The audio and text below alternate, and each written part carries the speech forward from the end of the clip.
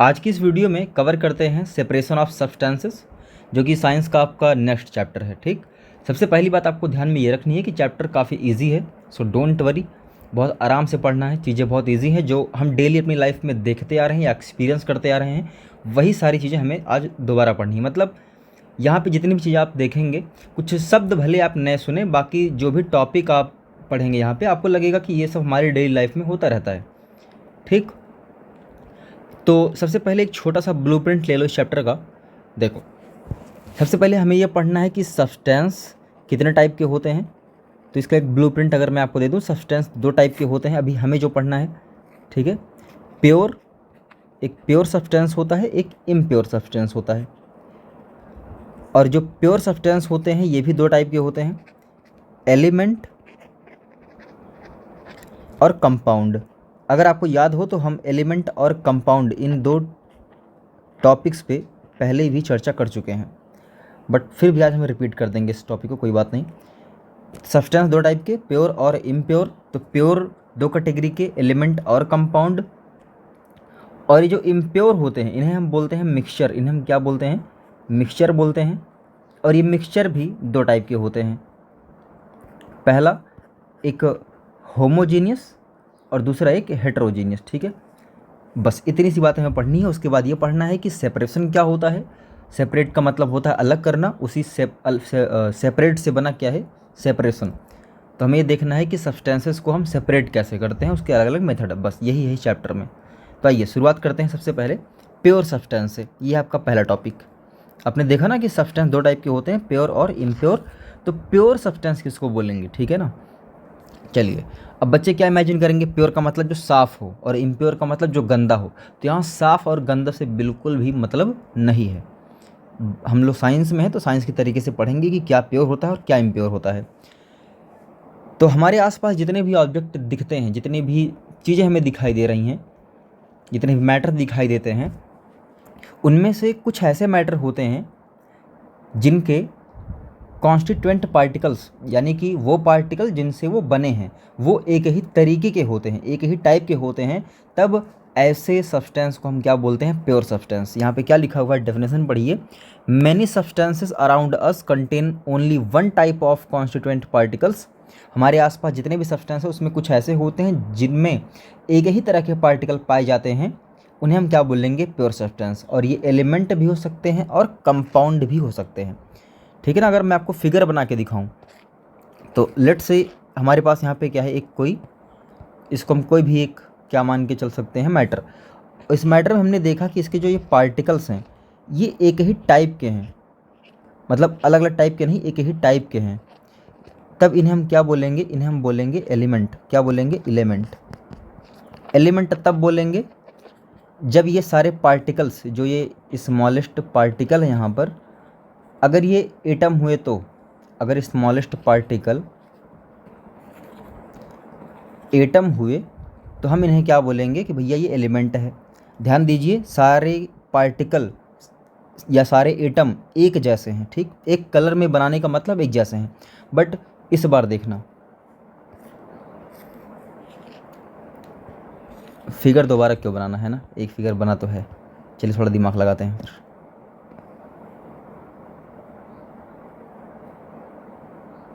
Copy paste. चलिए जी, ये रहा अपने पास एक दूसरा मैटर। ये भी एक तरह के पार्टिकल से ही बना है, बट इन पार्टिकल्स में खास बात ये है ना कि ये एटम नहीं है, बल्कि ये मॉलिक्यूल है। मॉलिक्यूल का मतलब दो या दो से ज़्यादा एटम मिल करके क्या बनाते हैं? मॉलिक्यूल बनाते हैं। तो यहाँ पे जो है आपका स्मॉलेस्ट पार्टिकल है, स्मॉलेस्ट पार्टिकल, ये क्या है भैया? ये है मॉलिक्यूल। ये है मॉलिक्यूल। ये बात लिख लेना कि यहाँ पे स्मॉलेस्ट पार्टिकल क्या है? मॉलिक्यूल है।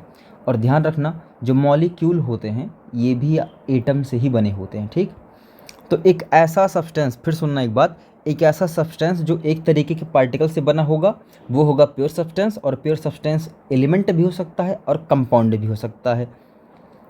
बस फ़र्क क्या है कि जो एलिमेंट होते हैं उनका स्मॉलेस्ट पार्टिकल एटम होगा, लेकिन जो स्मॉलेस्ट पार्टिकल होगा कंपाउंड में वो होगा एक मॉलिक्यूल। और मॉलिक्यूल भी आगे चल के किससे बने होते हैं? दो या दो से ज़्यादा एटम से बने होते हैं। ठीक, अब एग्जाम्पल क्या है इसका? एग्जाम्पल बहुत सारे हैं, iron, copper, water, salt, etc लिखा भी है यहाँ पे। तो आयरन, कॉपर ये दोनों हो जाएंगे एलिमेंट, वाटर और साल्ट ये हो जाएगा आपका कंपाउंड। थोड़ा सा अगर और डीप में चर्चा करें तो ध्यान से देखिएगा, अगर हम ये आयरन मान के चलें कि ये वाला जो सब्सटेंस दिख रहा है हमें ये आयरन है, तो इसका एक एक जो पार्टिकल दिखाई दे रहा है ये होगा आयरन का ही एक एटम। ये क्या होगा? आयरन का एक एटम होगा। लेकिन मान लेते हैं कि इधर ये साल्ट है ना, तो अगर हम यहाँ पे साल्ट का यहाँ पे एटम तो होगा नहीं, यहाँ पे मॉलिक्यूल होगा। अगर हम इसका एक पार्टिकल पकड़ लें, यानी कि एक मॉलिक्यूल पकड़ लें, किसका? साल्ट का। अभी हम इसको क्या इमेजिन करके चल रहे हैं? साल्ट। तो साल्ट का हमने पकड़ लिया एक मॉलिक्यूल, ये एक मॉलिक्यूल, ध्यान सुनना, साल्ट का एक ये मॉलिक्यूल बना होगा दो अलग अलग एटम से, है ना। ये होगा सोडियम का, ये होगा सोडियम का जिसका सिंबल Na होता है, ये होगा क्लोरीन का एटम जिसे हम Cl से डिनोट करते हैं। तो Na का मतलब सोडियम, Cl का मतलब क्लोरीन। तो ये जो ग्रीन कलर का दिखाई दे रहा है गोला, ये क्या है? ये है सोडियम का एक एटम, इसको मैं कर दे रहा हूँ रेड। तो रेड वाला हो गया क्लोरीन का एक एटम, ये दोनों कंबाइन होते हैं, जुड़े हुए होते हैं। और ये ब्लैक वाला ध्यान से देखना, ये क्या है? NaCl, मतलब यहाँ पे Na भी और Cl भी दोनों मिक्स हो गया है और एक साथ रहते हैं, तब ये क्या बन जाएगा? अब ये बन जाएगा नमक का एक मॉलिक्यूल। ध्यान सुनना, ग्रीन वाला क्या है? सोडियम का एक एटम, रेड वाला क्या है? क्लोरीन का एक एटम, मिल करके क्या बना दिया? नमक का एक मॉलिक्यूल। अब यही कई सारे मॉलिक्यूल मिल करके क्या बना देंगे? नमक बना देंगे। चलिए भी आगे चलते हैं, बात करते हैं इम्प्योर सब्सटेंस की। तो ठीक इसी का उलट, प्योर सब्सटेंस का ठीक उलट क्या होता है? Impure substance. प्योर हमने किसको बोला?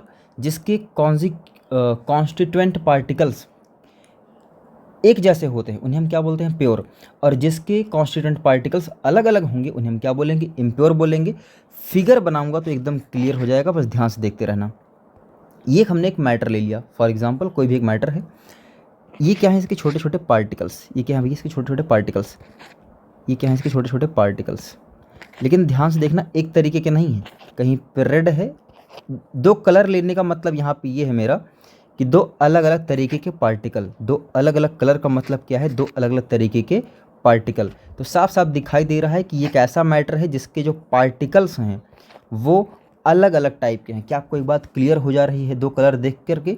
यहाँ पे जो मैटर हमने लिया है उसके जो पार्टिकल्स हैं वो अलग अलग टाइप के हैं। दो कलर का मतलब अलग अलग टाइप के हैं। तो ऐसे मैटर को या ऐसे सब्सटेंस को हम क्या बोलेंगे? इम्प्योर सब्सटेंस बोलेंगे। डेफिनेशन पढ़ लेते हैं एक बार। Substances containing more than one type of constituent particles are called impure substances. मतलब एक ऐसा सब्सटेंस जिसके कॉन्स्टिट्यूएंट पार्टिकल्स क्या होंगे? मोर देन वन टाइप, एक टाइप से ज़्यादा, यानी कि दो टाइप के भी, तीन टाइप के भी, चार टाइप के, कितने टाइप के हो सकते हैं, उन्हें हम क्या बोलेंगे? उन्हें हम बोलेंगे इम्प्योर सब्सटेंस। अब इसमें एक जो पॉन्ड से लिया हुआ वाटर भी आ सकता है, यानी कि तालाब का पानी, मिल्क, या आप कह लें जो हम चीनी पानी पीते हैं, शरबत, वो भी क्या होगा? इम्प्योर सब्सटेंस, है ना। मैंने शुरुआत में ही बोल दिया था कि इम्प्योर का मतलब गंदा मत समझना, वो साइंस की भाषा में प्योर इम्प्योर का दूसरा मतलब है, ठीक, गंदा साफ नहीं। जो हम शरबत पीते हैं, जो चाय पीते हैं, ये सब क्या है? ये सब इम्प्योर सब्सटेंस है। क्यों?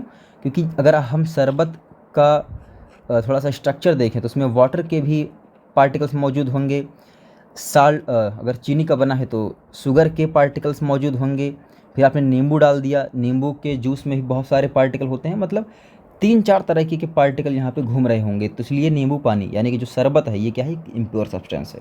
होप ये टॉपिक क्लियर हो गया होगा। आगे चलते हैं। इम्प्योरिटीज़, हाँ इसको थोड़ा समझ सकते हैं आप, गंदगी। इम्प्योरिटी का मतलब क्या है समझ सकते हैं आप, गंदगी। हालांकि शुद्ध भाषा में इसे हम बोलते हैं अशुद्धियाँ। क्या बोलते हैं? अशुद्धि। तो कुछ ऐसे पार्टिकल्स जो अनवांटेड होते हैं, अनवांटेड का मतलब अनचाहे, जिनकी हमें चाहत ना हो और वो फिर भी हमारे किसी सब्सटेंस में आकर के मिल जाएं, मतलब इम्प्योर कर दें, किसी चीज़ को गंदा कर दें, उन्हें हम क्या बोलते हैं? इम्प्योरिटी बोलते हैं। जैसे बाल्टी में रखा हो पानी, बाल्टी में रखा हो पानी और रखे रखे क्या होता है, अगर हम इसको ढके ना तो धूल के कण, डस्ट के पार्टिकल्स यहाँ इस वाटर के सरफेस पर आकर के जमा हो जाते हैं। तो इन डस्ट पार्टिकल्स को हम यहाँ पे क्या बोल सकते हैं कि ये इम्प्योरिटीज़ हैं, ठीक है ना, ये क्या हैं, इम्प्योरिटीज़ हैं। तो इम्प्योरिटीज़ का मतलब अनवांटेड पार्टिकल्स जो किसी एक सब्सटेंस में आकर के मिक्स हो जाते हैं और उन्हें इम्प्योर यानी गंदा कर देते हैं। क्लियर, आगे चलते हैं। नेक्स्ट टॉपिक है हमारा मिक्सचर। अगर आपको ट्री याद हो जो मैंने स्टार्टिंग बनाया था, तो वही इम्प्योर सब्सटेंस ही क्या होता है, मिक्सचर। ठीक है, अब मिक्सचर को थोड़ा अलग तरीके से डिफाइन करते हैं। पहले डेफिनेशन पढ़ लो। Substances which contain more than one component mixed in any ratio are called mixtures. मतलब एक ऐसा सब्सटेंस जिसमें मोर देन वन, एक से ज़्यादा तरीके के सब्सटेंसेस किसी भी रेशियो में यानी कि कम ज़्यादा मात्रा में मिला दिए जाएंगे, वो क्या बन जाएंगे, मिक्सचर बन जाएंगे। मिक्सचर का मतलब आप समझ के रखिए क्या, वही इम्प्योर सब्सटेंस, मतलब एक से ज़्यादा पार्टिकल से, एक से ज़्यादा तरीके के पार्टिकल से बने होते हैं। अब यहाँ पे एग्जांपल क्या लिया गया है, देखिए एग्जांपल में हम बहुत कुछ ले सकते हैं मिक्सचर में, ध्यान सुनिएगा। जैसे एयर, जो हमारे आसपास हवा दिखती है, सॉरी दिखती नहीं है, हम फील करते हैं, जो हमारे आसपास हवा होती है, एयर होती है, वो बहुत तरीके की गैस से बनी है, जिसमें नाइट्रोजन प्रेजेंट होती है, ऑक्सीजन प्रेजेंट होती है, कार्बन डाइऑक्साइड प्रेजेंट होती है, डस्ट पार्टिकल्स प्रेजेंट होते हैं। तो जो हमारे आसपास एयर है वो भी क्या है, एक तरह का मिक्सचर है। और मिक्सचर में एग्जांपल हम क्या ले सकते हैं, वही शरबत, चाय, कॉफ़ी, ये सब, मिल्क भी क्या है, एक तरह का मिक्सचर है। ठीक है, सारी चीज़ें क्या है कि मिक्सचर हैं। आगे चलते हैं। मिक्सचर दो टाइप के होते हैं, अगर वो ट्री याद हो तो, होमोजीनियस और हेट्रोजीनियस। तो होमोजीनियस मिक्सचर क्या होता है, आइए समझते हैं। होमोजीनियस मिक्सचर को समझना काफ़ी ईजी है। आपने दो या दो से ज़्यादा चीज़ें मिला दी आपस में, और ऐसा मिला दिया कि देखने पर हमें वो चीज़ें अलग अलग नहीं दिखाई दे रही हैं।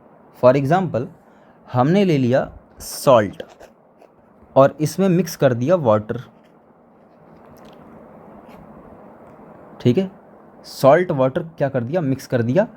अब आगे जो भी यहाँ सब्सटेंस बनेगा, जो भी यहाँ पे सब्सटेंस बनेगा, मान लेते हैं चीनी पानी का नमक पानी का घोल तैयार हो गया। क्या हम इसमें नमक और पानी को अलग अलग देख सकते हैं क्या, बिल्कुल नहीं देख सकते। यहाँ पे जब सॉल्ट हमें अलग दिया गया था, सॉल्ट दिखाई दे रहा था, वाटर भी दिखाई दे रहा था, लेकिन अब जब पानी में नमक घुल चुका है तो वो नमक अलग नहीं दिखाई दे रहा। तो ऐसे मिक्सचर को हम क्या बोलते हैं, होमोजीनियस, जिसमें वो कंपोनेंट जिससे कि वो मिक्सचर बना, वो कंपोनेंट अलग अलग दिखाई ना दे। डेफिनेशन पढ़ लेते हैं। The mixture in which the particles of substances present can not be seen are called homogeneous. मतलब एक ऐसा मिक्सचर जिसमें वो सब्सटेंस, वो पार्टिकल अलग अलग न दिखाई दें, उन्हें हम क्या बोलेंगे, होमोजीनियस मिक्सचर। और इसी होमोजीनियस मिक्सचर को हम सॉल्यूशन भी बोलते हैं। ध्यान सुनिएगा, इसी को हम क्या बोलते हैं, सॉल्यूशन भी बोलते हैं भैया। ठीक है ना, ध्यान सुनिए, इसी होमोजीनियस मिक्सचर को हम सॉल्यूशन भी बोल सकते हैं।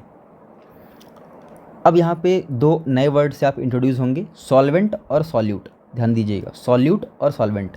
जैसे हमने लिया शुगर, तो शुगर को हम बोलते हैं सॉल्यूट। क्या बोलते हैं, सॉल्यूट। इसमें हमने मिक्स किया वाटर, मतलब वाटर में शुगर को मिक्स किया, तो वाटर क्या कहलाएगा, वाटर कहलाएगा सॉल्वेंट। और आगे चल के क्या बनता है, सिरप बनता है, यानी कि शरबत बनता है, इसे हम बोलते हैं सॉल्यूशन। इसे हम क्या बोलते हैं, सॉल्यूशन। देखो बच्चों, यहाँ पे सबसे बड़ी कन्फ्यूज़न क्या होती है, आगे चल के हम भूल सकते हैं कि यार सॉल्यूट कौन सा था, सॉल्वेंट कौन सा था। तो ऐसे में याद रखना, अगर हमें चीनी पानी का घोल बनाना है, तो शुगर यानी चीनी हम कम मात्रा में लेंगे और पानी ज़्यादा मात्रा में। तो सॉल्यूट यहाँ पे एक छोटा वर्ड है, हालांकि लेटर काउंट करते हैं पहले, 1 2 3 3 6 3, यहाँ पे 7, मतलब सॉल्वेंट एक बड़ा वर्ड है, सॉल्यूट एक छोटा वर्ड है। तो ऐसे ध्यान रखना कि जो कम क्वांटिटी में लिया गया वो छोटा वाला वर्ड यानी सॉल्यूट, जो ज़्यादा क्वांटिटी में लिया गया उसके लिए जाएगा बड़ा वाला वर्ड जो कि है सॉल्वेंट। एक तरीका याद करने का।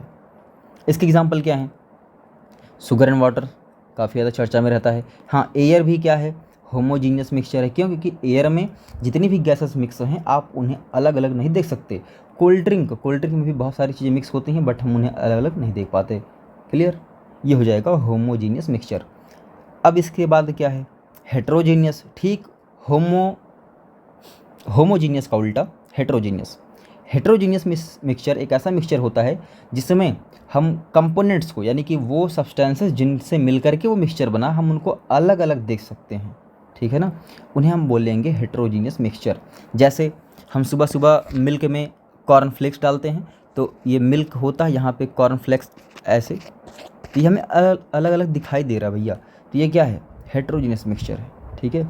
जैसे वाटर इन ऑयल, अगर हम पानी ले इसमें तेल मिक्स कर दें तो उस तेल की ड्रॉप्स, उस ऑयल की ड्रॉप्स से ऊपर तैरती रहेंगी, अलग अलग दिखता है। डस्ट इन एयर, मतलब अगर हवा है, हवा में डस्ट के पार्टिकल्स हैं, वो भी हमें दिखाई देते हैं। हवा में धूल उड़ती हुई देखो तो हमें धूल दिखाई देती है, तो ये भी किसका एग्जाम्पल होगा, हेट्रोजीनियस का। आई होप ये क्लियर हो गया। हेट्रोजीनियस मतलब जिसमें हमें पार्टिकल्स दिखाई दें। आगे चलते हैं। अब हमारा टॉपिक स्टार्ट होता है जिसके नाम पे चैप्टर था सेपरेशन ऑफ सब्सटेंसेस। पहले तो समझ लेते हैं सेपरेशन का मतलब। सेपरेशन जो वर्ड बना है ये बना है सेपरेट से। सेपरेट का मतलब होता है अलग करना। तो यहाँ पे क्या लिखा हुआ, पढ़ते हैं definition. The removal of substances, the removal of substances from a mixture or two or more substances is known as separation. मतलब किसी सब्सटेंस को किसी मिक्सचर से अलग करने को हम क्या बोलते हैं, सेपरेशन बोलते हैं। क्लियर, काफ़ी ज़्यादा क्लियर है। अगर हम बैठ के सोचें तो ये काम हम दिन में खुद करते होंगे, हमारे घर वाले करते हैं, बट होता है सुबह की जब हम चाय की चुस्की लेते हैं तो चाय जब ग्लास में आती है उससे पहले हम उसकी क्या करते हैं, ध्यान देना, बिल्कुल अभी हम नाम नहीं लेंगे उस चीज़ का, बट आप जो सोच रहे हैं सही सोच रहे हैं कि चाय जब ग्लास में आती है उससे पहले हमें एक काम करना पड़ता है और वहाँ पे हम सेपरेट ही करते हैं। जो चाय पत्ती होती है, यानी जो चाय होती है उसे हम अलग करते हैं, अदरक अलग करते हैं, तो ये भी क्या एक तरह का सेपरेशन है। अभी हम डीप में चर्चा करेंगे सब चीज़ों पर, बट देखते हैं कि सेपरेशन ज़रूरी क्यों है। तो कई पर्पज़ हो सकते हैं सेपरेशन के। सबसे पहला, टू रिमूव द अनयूजफुल और हार्मफुल कंपोनेंट। तो सबसे पहली ज़रूरत हमें ये पड़ जाती है ना सेपरेशन की, रिमूव करना। क्या रिमूव करना भैया, अनयूजफुल जो हमारे काम की नहीं है, या फिर हार्मफुल जो नुकसानदेह चीज़ें हैं। तो जो ज़रूरी नहीं है या फिर जो नुकसान देने वाली चीज़ें हैं उन्हें अलग करने के लिए सेपरेशन की ज़रूरत पड़ती है, पहला रीज़न। दूसरा रीज़न क्या है, to obtain the useful component. कई बार ऐसा होता है कि एक मिक्सचर होता है और उस मिक्सचर में हमारे काम की कुछ चीज़ होती है, उसको अलग करना भी क्या होता है, एक सेपरेशन का ही पार्ट होता है, यानी कि सेपरेशन की ज़रूरत पड़ती है हमें। To remove impurities for getting pure sample. कई बार ऐसा होता है कि हाँ, यहाँ पे आप इम्प्योर और प्योर का साफ गंदा वाला अनुमान लगा सकते हैं, ठीक। कई बार हमारे कुछ साफ़ सुथरी चीज़ों में कुछ गंदी चीज़ें आ जाती हैं, उन्हें अलग करने के लिए। To obtain two different component, कई बार हमें एक मिक्सचर से दो अलग अलग कंपोनेंट चाहिए होता है, उसके लिए भी हम सेपरेशन यूज़ करते हैं। अब सेपरेशन का सिद्धांत क्या होता है, प्रिंसिपल क्या होता है इस चीज़ का, तो ध्यान सुनिएगा। कई बार क्या होता है, जो मैटर होता है, जो मिक्सचर होता है, हम उनके पार्टिकल साइज़ के बेसिस पर, पार्टिकल साइज़ यानी कि जो उनके पार्टिकल हैं उनके साइज़ के बेसिस पर सेपरेशन करते हैं। कई बार उनकी डेंसिटी के बेसिस पर, कई बार उनके मेल्टिंग पॉइंट के बेसिस पर। अब मेल्टिंग पॉइंट क्या है, शॉर्टकट में समझ लो, एक सॉलिड है, अगर हम उसका टेम्परेचर बढ़ाते रहें तो एक ऐसा टाइम आएगा जब वो पिघलने लगेगा। तो जिस टेम्परेचर पर कोई चीज़ पिघलने लगती है वो उसका मेल्टिंग पॉइंट कहलाता है। फिर है बॉइलिंग पॉइंट, एक लिक्विड है भैया, उसका टेम्परेचर बढ़ाते रहो, टाइम ऐसा आएगा जब वो लिक्विड उबलने लगेगा। तो जिस टेम्परेचर पर कोई लिक्विड बॉयल करने लग जाता है उसे हम बोलते हैं बॉइलिंग पॉइंट। तो इन्हीं कुछ प्रिंसिपल्स पर हम मिक्सचर्स को क्या करते हैं, सेपरेट करते हैं। मतलब मिक्सचर में से किसी कंपोनेंट को या किसी सब्सटेंस को सेपरेट करते हैं। अब सबसे जो अभी नहीं, पहले देख लेते हैं मेथड हमें कौन कौन सा पढ़ना है यहाँ पे, या कौन कौन से मेथड होते हैं सेपरेशन के। हैंड पिकिंग होता है, विनोइंग होता है, sieving, magnetic separation, sedimentation, decantation, loading, filtration, evaporation, sublimation, distillation, churning, ETC तमाम। अब देखते हैं हमें कौन कौन सा पढ़ना है। सबसे पहला है भैया चर्निंग, ठीक है, या फिर चर्निंग को हम क्या बोलते हैं, सेंट्रीफ्यूगेशन बोलते हैं, सेंट्रीफ्यूगेशन। तो ये एक ऐसी प्रक्रिया होती है जहाँ पे हम क्या करते हैं, एक लिक्विड में से एक सॉलिड को अलग करते हैं। किस प्रिंसिपल पर, ध्यान देना, लिक्विड से सॉलिड को अलग करने के बहुत सारे मेथड हो सकते हैं, लेकिन वो मेथड जहाँ पर हम क्या करेंगे, लाइटर पार्टिकल्स, जो हल्के पार्टिकल हैं और भारी पार्टिकल हैं, हल्के और भारी पार्टिकल जहाँ पे हम उनके वेट का इस्तेमाल करेंगे। वेट का मतलब वजन, तो वजन करने पर कोई चीज़ हल्की आती है या फिर भारी आती है, या लाइट या फिर हैवी। तो लाइट और हैवी के बेसिस पर जब हम सेपरेशन करते हैं तब वो प्रोसेस क्या कहलाता है, चर्निंग कहलाता है। जैसे to obtain butter from curd और मिल्क, जैसे दही है, दही से हम क्या करते हैं, मक्खन अलग करते हैं, और वो हुए का मतलब छाछ अलग कर लेते हैं, मट्ठा अलग कर लेते हैं। तो यहाँ पे क्या हुआ, जो बटर आया, बटर यानी कि मक्खन, उसके पार्टिकल्स हैवी होते हैं इन कंपैरिजन टू वो लिक्विड जिसमें वो घुला हुआ है, तो उस बेसिस पर हम उसे अलग कर लेते हैं। तो ये प्रक्रिया क्या कहलाती है, चर्निंग कहलाती है। और कई बार तो ऐसा होता है कि जो हम दूध देते हैं डेयरी पर, या जो दूध वाले को, वो डेयरी में जा कर के क्या होता है, वहाँ से उसका बटर अलग कर लिया जाता है। ठीक है, जैसे मिल्क है, तो मान लेते हैं ये मिल्क है, इसको इतना तेज़ घुमाएंगे बीच से ऐसे ऐसे कि जो बटर के पार्टिकल होंगे वो भारी होंगे बाकी की तुलना में, तो वो सारे किनारे हो जाते हैं बटर के पार्टिकल्स, और उन्हें हम क्या करते हैं, निकाल लेते हैं। तो इस प्रोसेस को हम क्या बोलते हैं, चर्निंग या फिर सेंट्रीफ्यूगेशन। इसके बाद है हैंड पिकिंग, जो हमारी मम्मी लोग अक्सर करती हैं। जैसे चावल में क्या होता है, कई बार कुछ कंकड़ कुछ पत्थर, मतलब यहाँ पे सॉलिड्स प्लस सॉलिड का गेम है, सॉलिड प्लस सॉलिड का गेम। अगर एक सॉलिड में दूसरा सॉलिड मिक्स हो जाए तो हम उसको हाथ से ही अलग कर सकते हैं। तो इस चीज़ को हम क्या बोलते हैं, हैंड पिकिंग बोलते हैं। यहाँ पे लिखा भी है, the component of solid and solid mixture can be separated by hand picking. मतलब अगर सॉलिड में सॉलिड मिक्स हो जाए तो उसे हम हाथ से ही अलग कर सकते हैं।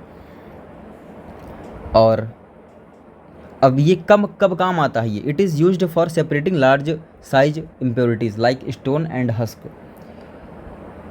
ये बड़े पार्टिकल्स को, मतलब इतने बड़े पार्टिकल जो हमें दिखाई दे और हाथ में पकड़ में आए, उन्हें हम अलग कर सकते हैं। जैसे कि स्टोन यानी कि चावल में पत्थर कंकड़ आ जाना, या फिर हस्क, हस्क का मतलब क्या होता है, हस्क का मतलब आप समझ सकते हैं कि जैसे गेहूं का छिलका या भूसा, ऐसी चीज़ें। एग्जाम्पल यहाँ पे क्या है, separating grass from mint leaves, मतलब पुदीने की पत्तियों में से घास को अलग करना। या फिर सेपरेटिंग पेबल्स फ्रॉम दाल, दाल से पेबल्स को सेपरेट करना। पेबल का मतलब होता है कंकड़, ठीक है ना। आगे चलते हैं, थ्रेशिंग क्या है भैया, ये समझते हैं। The process in which the stalks are beaten to free the grain seed.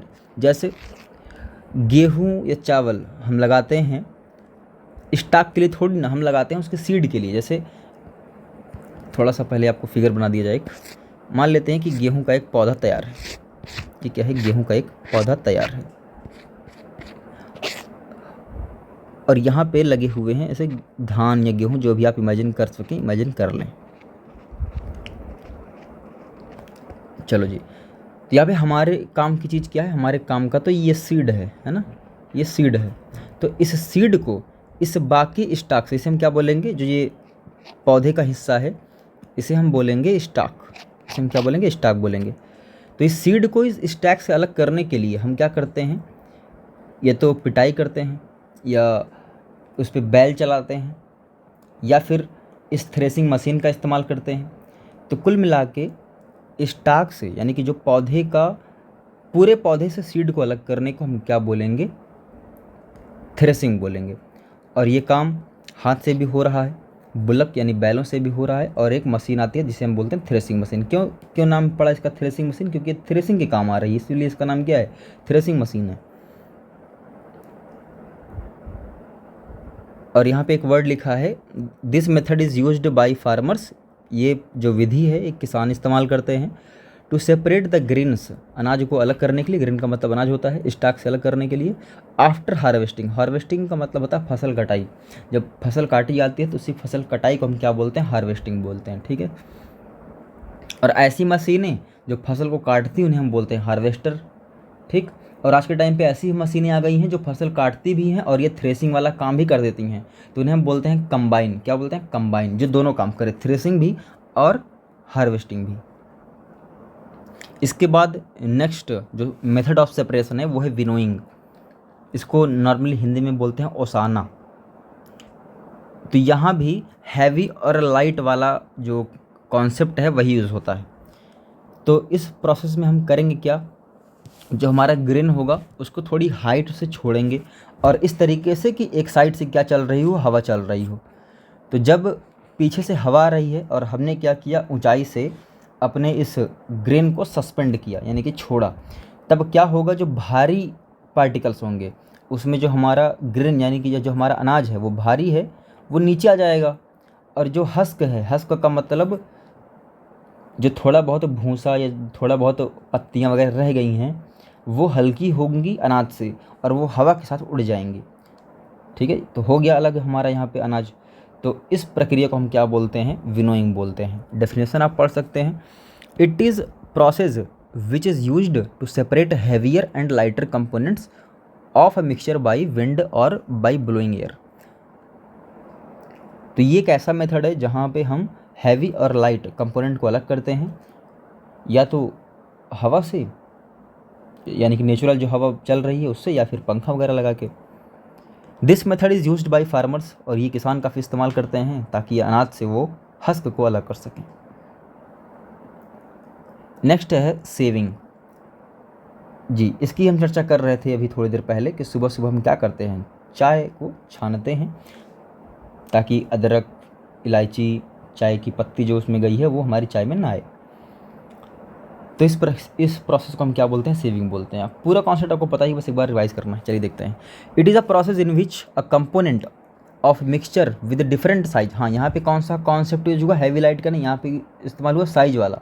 जो साइज में बड़े होते हैं वो इस सीव में, इसको हम क्या बोलते हैं, सीव बोलते हैं, यानी कि छलनी को हम क्या बोलते हैं, सीव। तो इस सीव में जो बड़े साइज के पार्टिकल्स होते हैं वो फंस जाते हैं और जो छोटे पार्टिकल जिसमें हमारी चाय है वो चले जाते हैं नीचे। बस यही कॉन्सेप्ट यूज़ करते हैं हम। बड़ा साइज ऊपर रह गया और जो छोटी साइज़ के पार्टिकल नीचे आ गए, और इससे हम काफ़ी सारा काम करते हैं, जैसे आटे को छानना या चाय को छानना। ठीक है, बहुत सारा काम करते हैं। और यहाँ पे क्या लिखा है, this method is used to separate wheat bran. Bran का मतलब क्या होता है, जैसे गेहूँ का बीज है, इसके ऊपर जो छिलका लगा उसी को हम बोलते हैं व्हीट ब्रैन। ठीक है, ऐसे राइस ब्रैन भी होता है, यानी कि चावल है उसके ऊपर जो भूसी होती है उसे हम क्या बोलते हैं, राइस ब्रैन। अलग कर लेते हैं इसको, बस हो गया। इसके बाद है sublimation. Wow, this process in which the solid changes directly into gaseous state on heating is called sublimation. ये जो काफ़ी इंटरेस्टिंग है, इसको ध्यान से समझना। कई बार ऐसा होता है कि जो हमारा मिक्सचर है, ठीक है, तो उस मिक्सचर में एक ऐसा सब्सटेंस होता है जिसको अगर हम गर्म करें ना तो डायरेक्ट वेपराइज हो जाता है, यानी कि डायरेक्टली वो क्या हो जाता है, इवापोरेट बोल दो या वेपराइज बोल दो, यानी कि भाप बन के उड़ जाता है, मतलब सीधा सॉलिड से गैस स्टेट। तो इस प्रोसेस को हम क्या बोलते हैं, सब्लिमेशन। जैसे एग्जांपल लो, कभी कपूर जलाया है, कपूर एक सॉलिड है लेकिन जब वो जलता है, हीट होता है, तो वो लिक्विड में नहीं बदलता, डायरेक्ट गैस में। ठीक है, तो मान लेते हैं कि हमारे पास एक ऐसा मिक्सचर हो जिसमें एक ऐसा सब्सटेंस हो जो सब्लिमेट किया जा सके, तो हम उसको गर्म करेंगे। गर्म करने के बाद क्या होगा, चलो एक काम करते हैं, इसमें जो ये ग्रीन कलर वाला मैंने बना दिया, तो मान लेते हैं कि ग्रीन कलर वाला सब्सटेंस एक ऐसा सब्सटेंस है जिसको हीट करने पे मान लेते हैं कि ये इवापोरेट हो गया, यानी कि ये उड़ गया। तो बचेगा क्या, वही रेड वाला पार्ट जो हमें चाहिए था, बस। तो यही होता है सब्लिमेशन, मतलब जहाँ पे किसी सॉलिड को हीट करें यानी उसको गर्म करें और वो डायरेक्ट क्या हो जाए, गैस स्टेट में चेंज हो जाए,